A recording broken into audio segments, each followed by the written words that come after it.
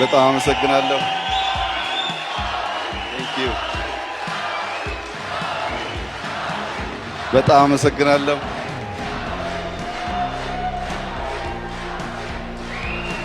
በጣም አመሰግናለሁ።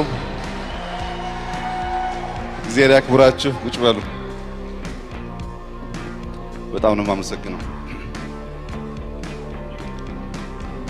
ክብርት ከንቲባ፣ ክቡራን ሚኒስትሮች፣ ከሁሉ በላይ የዕለቱ የክብር እንግዳ የሆናችሁ ትውልድ ኢትዮጵያውያን እና ኢትዮጵያውያን እንኳን በሰላም ወደዚች ድንቅ ውብ ሀገር መጥታችሁ በዚህ መንገድ ለመገናኘት ያበቃን ልላችሁ ፈልጋለሁ።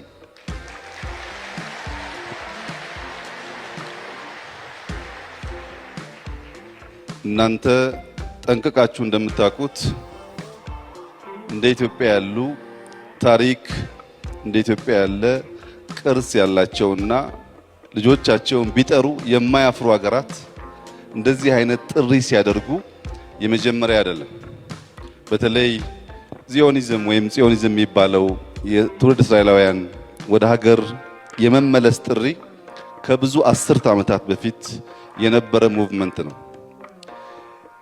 ትውልድ እስራኤላውያን ወደ ሀገራቸው የመመለስ ጥያቄ ሲቀርብ ሐሳቡ እስራኤል ሀገር ውስጥ ያሉ አይሁዶች በቁጥር አነስተኛ ስለሆኑ የተበተነውን ኃይል ለመሰብሰብ እና መሬት እየገዛን ምድራችንን እናስመልስ የሚል እሳቤ ያለው ቢሆንም ከብዙ አስርት ዓመታት ጥረትና ልፋት በኋላ ለመጀመሪያ ጊዜ አሁን በሸኘነው ዓመት በእስራኤል ሀገር የሚኖሩ አይሁዶች በውጭ ካለው ዲያስፖራ ለመጀመሪያ ጊዜ ቁጥራቸው በለጠ።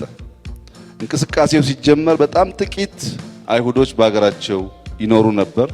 ቀስ እያለ ግን በልጅ ልጆች እየሰራ ዛሬ በምድራቸው የሚኖሩ የአይሁድ ተወላጆች በውጭ ካሉት ቁጥር ልቆ አምና በከፍተኛ ሁኔታ ሲያከብሩት እንደነበር ይታወሳል።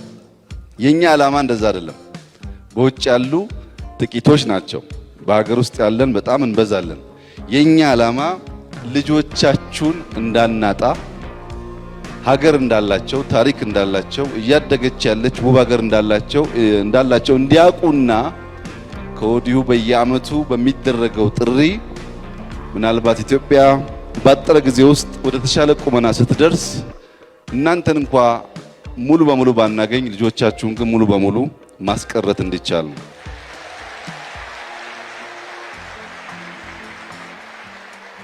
ይሄ በጀርመን፣ በጃፓን፣ በተለይ በኮሪያ በስፋት የሚታይ ነገር ነው። ኮሪያ የትም ቦታ ብትሄዱ በአውሮፓ በአሜሪካ የተወለዱ ልጆች ናቸው ዘሆል ሀገሩን ይዘውት ያሉት እና እኛም ልጆቻችሁን ስለምንፈልግ አሁን ስትሄዱ ልጆች ያላመጣችሁ ሰዎች ያያችሁትን ፎቶ የሰማችሁትን ታሪክ ድንቅ ሀገር እንዳላቸው በመንገር በሚቀጥለው ለመምጣት እንዲዘጋጁ የእናንተ ሀገር ፕሮግራም ይታወቃል።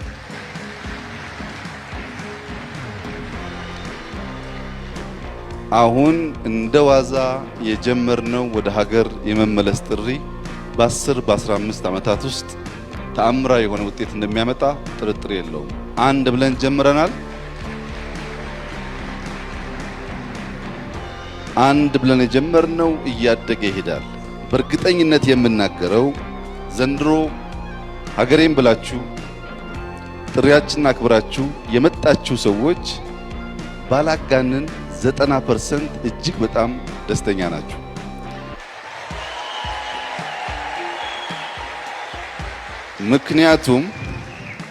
ምክንያቱም በልባችሁ የተሸከማችኋት ኢትዮጵያ እየፈረሰች እንደሆነች በተደጋጋሚ ባላችሁበት ሀገር ያሉ ሚዲያዎች ነግረዋችሁ ሲያበቁ ስትመጡ ጥላችሁ ያሄዳችሁት ጽዳት፣ ውበት፣ አዳዲስ መዋያ ስፍራ ይሄንን ቦታ ጨምሮ ማየት ለማንም ኢትዮጵያዊ የሚያስደስት ስለሆነ እንደምትደሰቱ ጥርጥር የለኝም። ምናልባት 10%ን ለምን ቀነስከው ያላችሁ እንደሆነ የመጀመሪያችን ስለሆነ ምናልባት አየር መንገዳችን የታክሲ ሰርቪስ፣ የሆቴል ሰርቪስ እዚህ እንኳን ስትመጡ የፍተሻ ጉዳይ ረብሿችሁ ከሆነ ብዬ ነው። ይሄ ጅማሮ እንዲቀጥል ኢትዮጵያውያን በጥልቀት የማሰብ ብቃት መጠቀም መጀመር አለብን። በስሜት ብቻ ሳይሆን በማሰብ ኃይል ይህንን ነገር ማስቀጠል ተቋማዊ ማድረግ ያስፈልጋል። አንደኛው የኖ ሞር ሙቭመንት እስከዛሬ ድረስ አገራችንን አትንኩ ነበር። ከዛሬ በኋላ ግን መልኩ መቀየር አለበት። ከዛሬ በኋላ በውጭ ያላችሁ ዲያስፖራ ለጊዜው በአሜሪካና በአውሮፓ ሊሆን ይችላል፣ በኋላ በሁሉም ሀገር ያላችሁ በአንድ ድምፅ የምትደማመጡ አሁን ያለው የዘር የሃይማኖት ክፍፍል የሌለበት ተቋም ቢኖራችሁ ባላችሁበት ሀገር ልክ እንደ አይሁዶቹ ኢንፍሉዌንስ ማድረግና ፍላጎቶቻችሁን ማስፈጸም ስለምትችሉ እዚህ ማገዝ ብቻ ሳይሆን ባላችሁበት መደመጥ፣ ባላችሁበት የፈለጋችሁትን ጥያቄዎች የማንሳት የመደመጥ መብት እንድትፈጥሩ መደራጀት ያስፈልጋል። ሞክራችሁ አይታችሁታል፣ ግን በቂ አይደለም። አሜሪካ ላይ ትግራይ ነኝ፣ አማራ ነኝ፣ ኦሮሞ ነኝ አያስፈልግም። አሜሪካ ላይ ኢትዮጵያውያን ናችሁ፣ አንድ ሆናችሁ መቆም አለባችሁ። አንድ ሆናችሁ ስትቆሙ ዘንድሮ እንኳን በጥቂቱ ያያችሁት በብዙ እጥፍ ውጤታማ ይሆናል። አይሁዶች ቁጥራቸው ያነሰ ቢሆንም የሚሰሙት አንድ በመሆናቸው ነው። ከልማት ጋር ተያይዞ ሰሞኑን በርካታ ሲምፖዚየም ላይ ስትሳተፉ እንደነበር ሰምቻለሁ። ያላያችኋቸው ፕሮጀክቶች አሉን። ለምሳሌ ጎርጎራ ላይ የምንሰራው ፕሮጀክት በሚቀጥለው 6 ወር ስትመጡ ይሄን የምልበት ምክንያት ፕሮፐርቲ ብቻ ኦን ማድረግ አፓርትመንት ኦን ማድረግ ብቻውን በቂ አይደለም።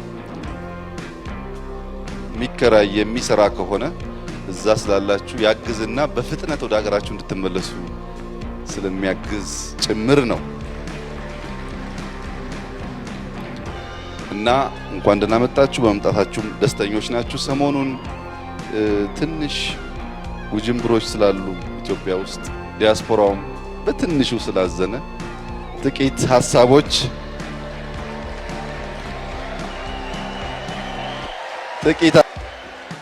መሰንዘር እፈልጋለሁ። በመጀመሪያ ዲያስፖራ እዚህ ያለ ለምን ተደረገ ቢመለሱስ የሚሉ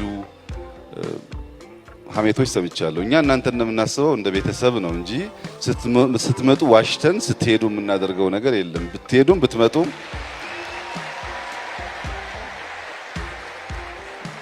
እና ያ ሀሳቤ እናንተን አርቆ ከማየት ነው የሚመጣው። እኛ ለሁሉም ውሳኔዎቻችን 3 መሰረታዊ የሆኑ ክራይቴሪያዎች አሉ።